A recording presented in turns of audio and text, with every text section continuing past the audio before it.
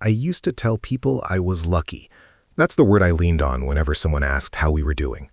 Lucky to have a husband who took care of everything. Lucky to not have to stress about money. Lucky to live in a clean, quiet subdivision where the mailboxes all matched and the lawns were trimmed on the same schedule. I said it so often, I started to believe it, even when the word tasted a little off in my mouth. When I married Mark, I was 26 and tired. Tired of hustling 2 part-time jobs, tired of checking my bank app before buying groceries, tired of feeling like one bad month could knock my whole life sideways. Mark was solid in a way that felt safe. He had a steady job in commercial real estate, a calm voice, and a way of talking about the future like it was already handled. He didn't flash money, but he didn't worry about it either. When he said things like, "I've got us," I let myself exhale. By the time we bought our house outside Columbus, I'd quit my office job and picked up freelance work from home. That was the plan, anyway. I told myself it was temporary, that I'd ramp it back up once things settled. But things never really settled. Life just moved. Mark's career accelerated, mine faded into the background. My income became extra, then it became inconsistent, then it barely existed at all. I hated admitting how dependent I was.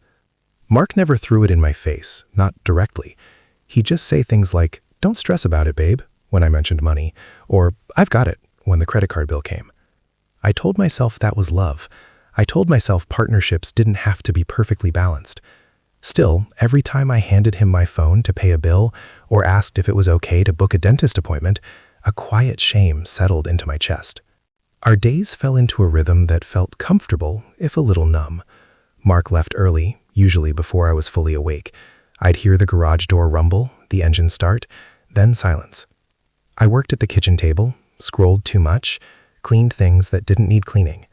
By the time Mark came home, we were both tired in different ways. We ate dinner on the couch, half watching shows we didn't care about, talking about logistics instead of feelings. Groceries, lawn service, which neighbor's dog wouldn't stop barking. If you'd asked me then if I thought my husband was having an affair, I would have laughed. Mark wasn't secretive. He didn't guard his phone.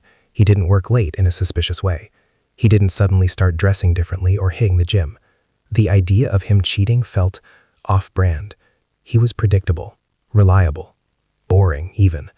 And honestly, that felt like a compliment. The first crack didn't look like a crack at all. It looked like a favor.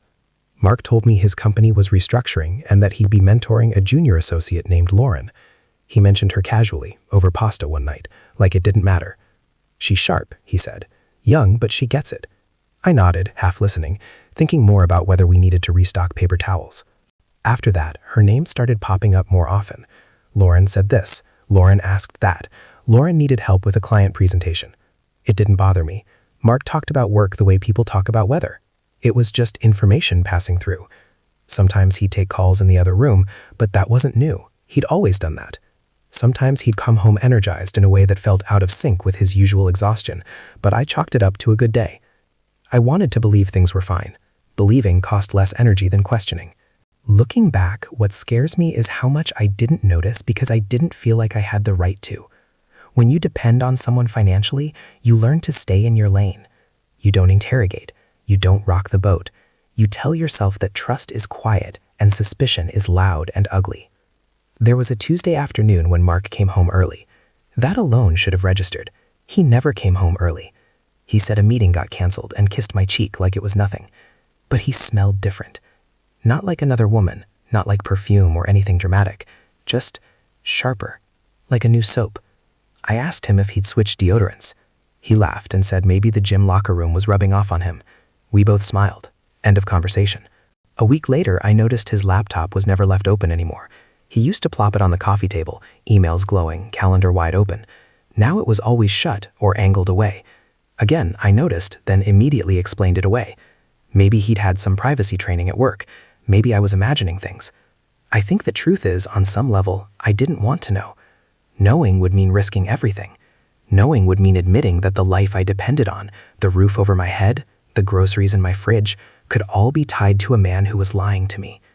Ignorance felt safer. Ignorance felt like survival. The first time I felt a real jolt of something like fear was at a company barbecue. It was late summer, One of those humid Saturdays where everyone's pretending not to sweat. Mark's firm rented out a park pavilion. There were folding tables, coolers, kids running around with popsicles. I wore a sundress I hadn't worn in a while, trying to feel like a person again instead of just an extension of Mark's life. That's where I met Lauren. She was pretty in an easy, effortless way, not intimidating, not flashy. She smiled when she talked, leaned in when she listened. When Mark introduced us, there was a flicker of something between them that was gone so fast I almost missed it. Almost. "Finally get to meet you," she said, hugging me like we were already friends. "Mark talks about you all the time."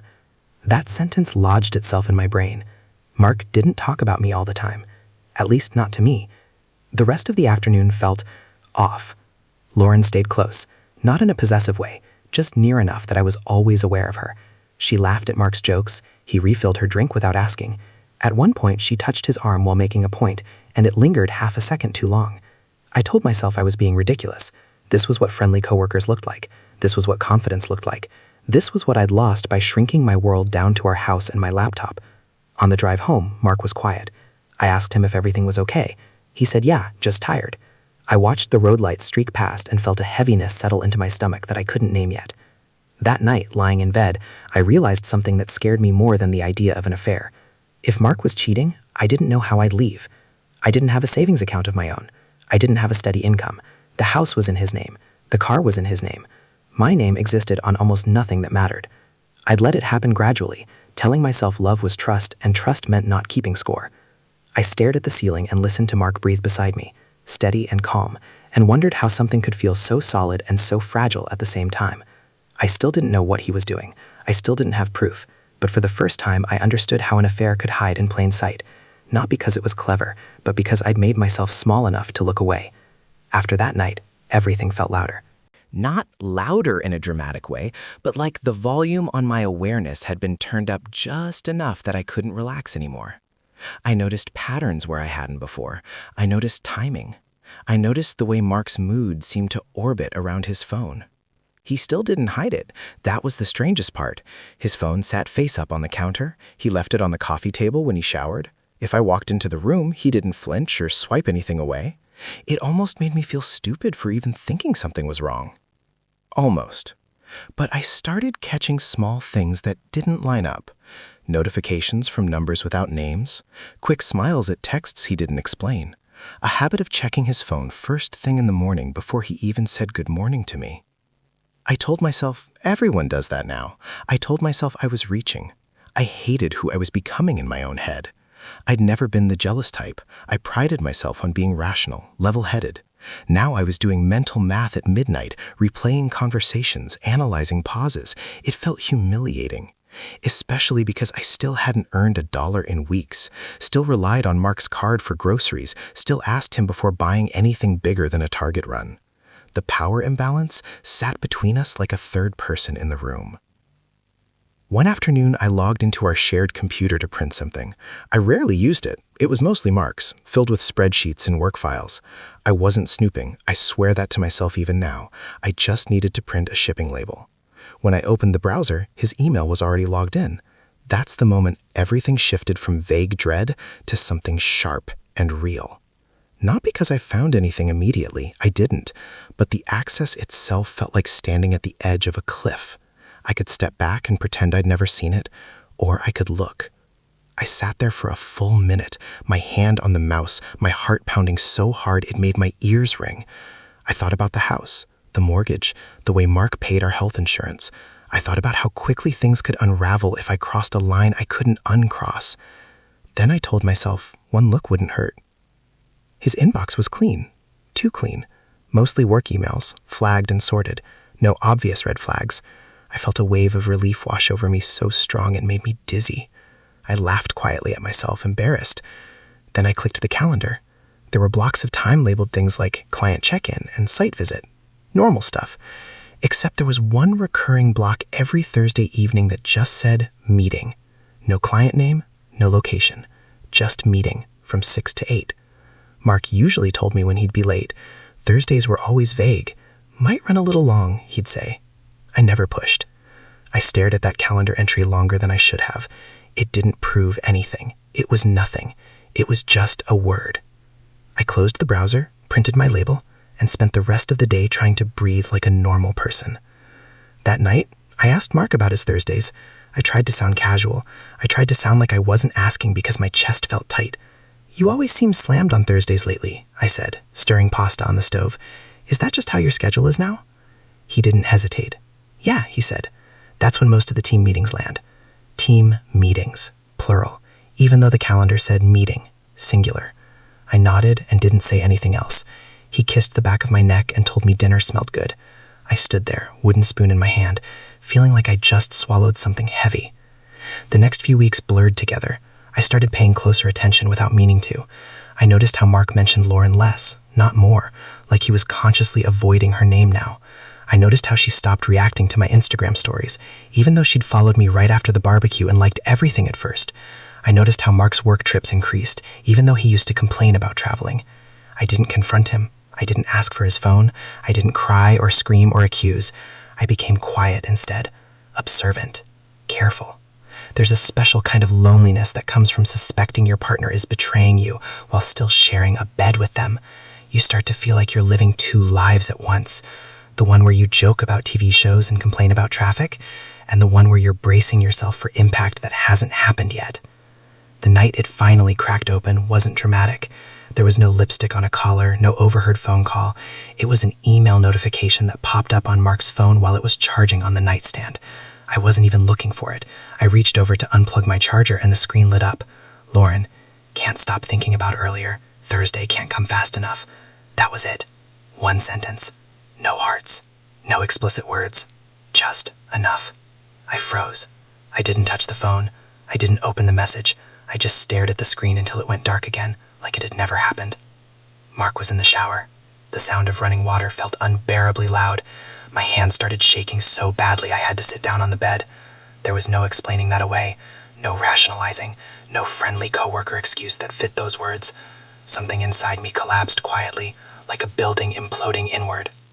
When Mark came out, towel around his waist, humming to himself, I realized how easy it would be to pretend I hadn't seen anything, to swallow it down, to let the affair stay hidden in plain sight. And I realized how trapped I felt by that option. I didn't confront him that night. I don't know why. Fear, maybe, or shock, or the sick realization that once I spoke those words out loud, my life would split in two. Instead, I said I was tired. I turned off the light. I lay there next to him, wide awake, while he fell asleep in minutes. The next morning, I waited until he left for work, then opened his email again. This time, I searched her name. I won't quote the messages, not because they were graphic, but because they were intimate in a way that hurt worse.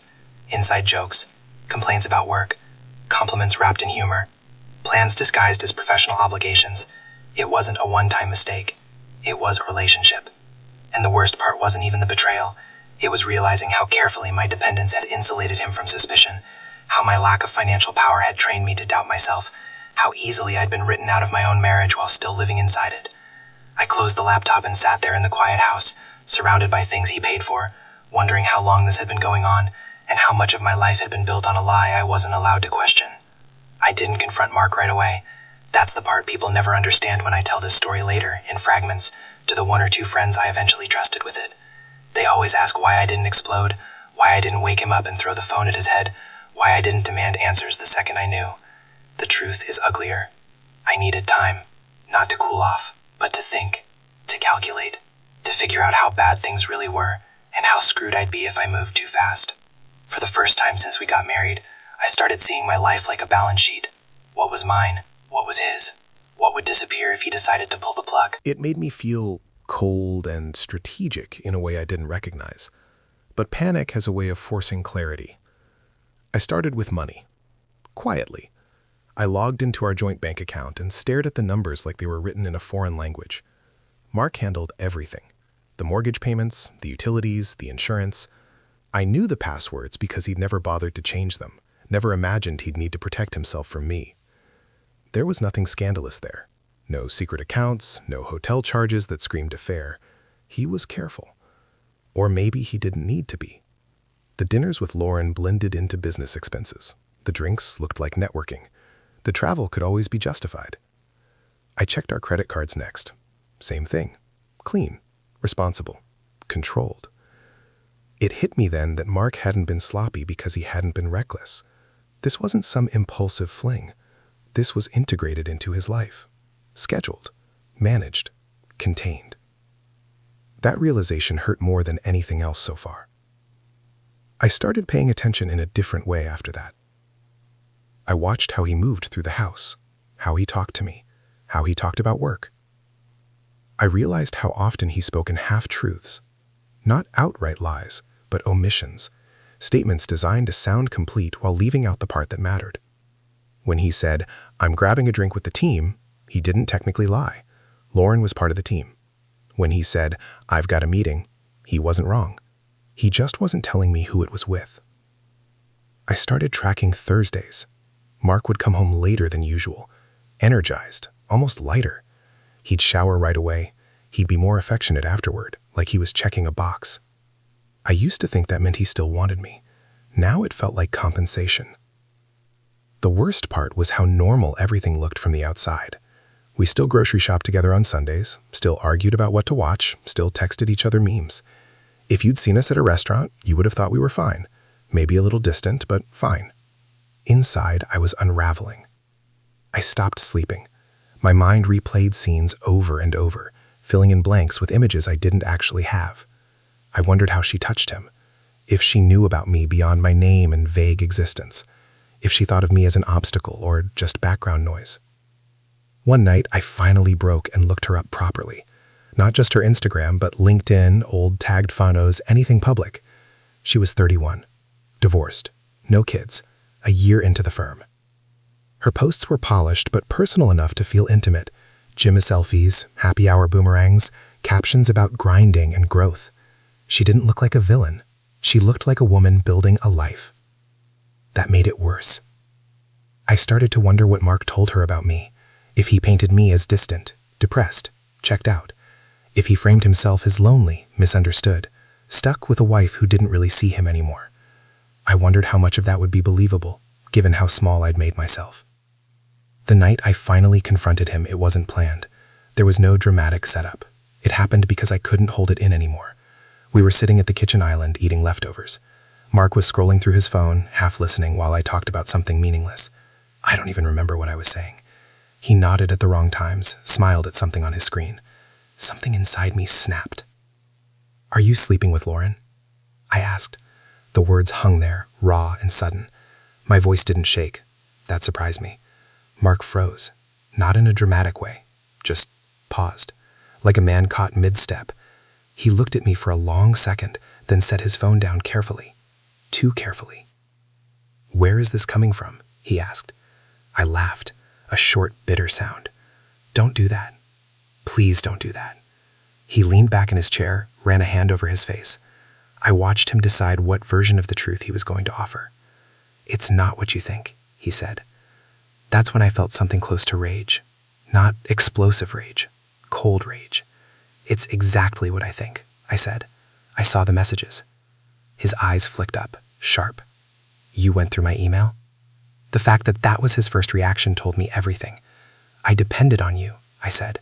"Financially, emotionally. I trusted you. And you're worried about your email?" He didn't answer right away. When he finally spoke, his voice was calm. Too calm. "I didn't plan for this to happen," he said. "It just did." I wanted to scream. Instead, I asked questions, quiet ones. How long? How often? Where? He admitted enough to confirm my worst fears, but not enough to give me anything solid to hold on to. A year. Maybe more. He said it started as emotional. He said it got complicated. He said he never meant to hurt me. I asked him if he loved her. He didn't say no. That silence changed something fundamental between us. It stripped away the last illusion I'd been clicking to. This wasn't about a mistake. It wasn't about temptation. It was about choice. "What do you want?" I asked. He hesitated again. That was answer enough too. The days after that conversation were strange and heavy. We existed in the same space, but everything felt provisional, like we were both waiting for someone else to make the next move. Mark slept on the couch. He was overly polite, overly careful, like he thought good behavior might rewind time. I started making quiet moves of my own. I updated my resume. I reached out to old contacts.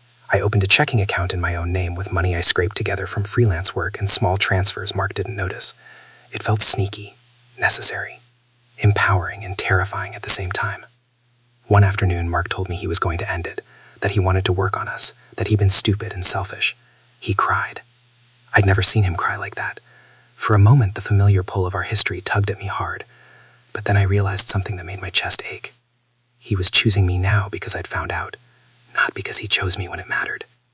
That night, lying alone in our bed, I stared at the ceiling again, just like I had weeks earlier, only this time I wasn't wondering if he was cheating. I knew. And the question wasn't whether I could forgive him. It was whether I could survive staying. The decision didn't come all at once. There was no single morning where I woke up clear-headed and brave, ready to blow up my life. It happened in pieces. Quiet ones. The kind that don't look dramatic from the outside but change everything. Mark tried hard after that. I'll give him that. He blocked Lauren's number in front of me. He showed me emails where he told her it was over, that he was choosing his marriage. He offered counseling. He talked about rebuilding trust like it was a project plan he could manage if he just followed the right steps. I nodded through most of it. I listened. I didn't yell. I didn't throw things. Part of me wanted to believe him. Part of me wanted my old life back, the illusion of safety, the simplicity of not having to start over. But something had shifted in me that I couldn't unshift. Every time Mark touched me, I felt aware of myself in a way that wasn't intimacy. It was assessment. Every time he said, "I love you," I measured it against the year he'd been saying it to someone else. Every time he reassured me about money, I felt the weight of how dependent I still was, how that dependence had kept me quiet for so long. I realized trust hadn't just been broken, it had been used against me. Counseling made things clearer, not better. Sitting across from a stranger while Mark explained how lonely he'd felt, how disconnected we'd become, I heard my life reframed as context for his choices. The therapist asked me how I contributed to the distance between us. I answered honestly. I'd withdrawn. I'd let my world shrink. I'd leaned on him too heavily. But no one asked why I'd felt like I had to. I started working more. Real work. Not just freelance scraps. I landed a contract that paid decently and demanded focus. For the first time in years, I had somewhere to be that wasn't inside my own head. The money went into my personal account. Watching the balance grow, even slowly, felt like oxygen returning to my lungs. Mark noticed the change. He complimented my drive, told me he was proud, asked if I was burning myself out. I smiled and said I was fine. The truth was, I was building something quietly because I didn't trust him to hold my future anymore. Lauren faded from our conversations. Her name stopped coming up entirely. I don't know if he ever really stopped thinking about her. I don't know if she moved on quickly or held on to the wreckage like I did. I stopped checking. She wasn't the center of this anymore. She was just proof. The moment I knew I was leaving came on a completely ordinary day. Mark had gone on another work trip. Legitimate this time. I believed that. I stood in the kitchen, drinking coffee, staring at the house we'd bought together. The one I decorated, the one I cleaned and maintained and lived in every day. And I felt nothing. No attachment, no longing. Just the clear, steady understanding that this place wasn't home anymore. It was a stage set for a marriage that no longer existed. When Mark came back, I told him I wanted a separation. He was blindsided, genuinely. That almost made me laugh. He thought we were past the worst part. He thought choosing me meant the story was over. I told him I didn't hate him, that I wasn't trying to punish him, that I just couldn't rebuild myself inside a life where I'd been made invisible for so long. He asked me if there was someone else. There wasn't, but the fact that he asked felt ironic in a way I didn't bother pointing out. The logistics were messy. Emotional conversations turned into legal ones. The house went on the market. We divided accounts. I learned very quickly how vulnerable I'd been, how close I'd come to having nothing of my own, how much work it took to disentangle a life built on trust once that trust was gone. Mark moved into an apartment downtown. I rented a small place closer to my new job. It wasn't glamorous. It didn't have matching mailboxes or a quiet cul-de-sac. but it was mine. The first night alone, I slept better than I had in months. People assume the end is the hardest part. It isn't. The hardest part is the middle, the stretch where you know too much to stay ignorant, but not enough to be free. The part where you're still dependent on someone who's already betrayed you, still playing the role while your insides rot. I think about that version of myself a lot. The woman who told people she was lucky. The woman who stayed quiet because she thought security was something you borrowed from someone else. I don't judge her anymore. She did what she had to do with what she knew. Mark and I don't talk now, beyond what's necessary. I don't know if he and Lauren ever reconnected. I don't care. The affair stopped being the headline of my life once I stopped centering it. What stays with me is the lesson I never wanted to learn firsthand. Betrayal doesn't always come with chaos and drama. Sometimes it lives quietly in shared calendars and polite lies. Sometimes it survives because you're too afraid of losing stability to question the cost. I'm not proud of everything. I stayed longer than I should have. I ignored instincts I should have trusted. I let money become a leash. But I left, and that counts for something. If there's an ending to this story, it's not closure or forgiveness or revenge. It's this. I no longer need to look away to survive, and I will never again build a life where I can't afford to see the truth.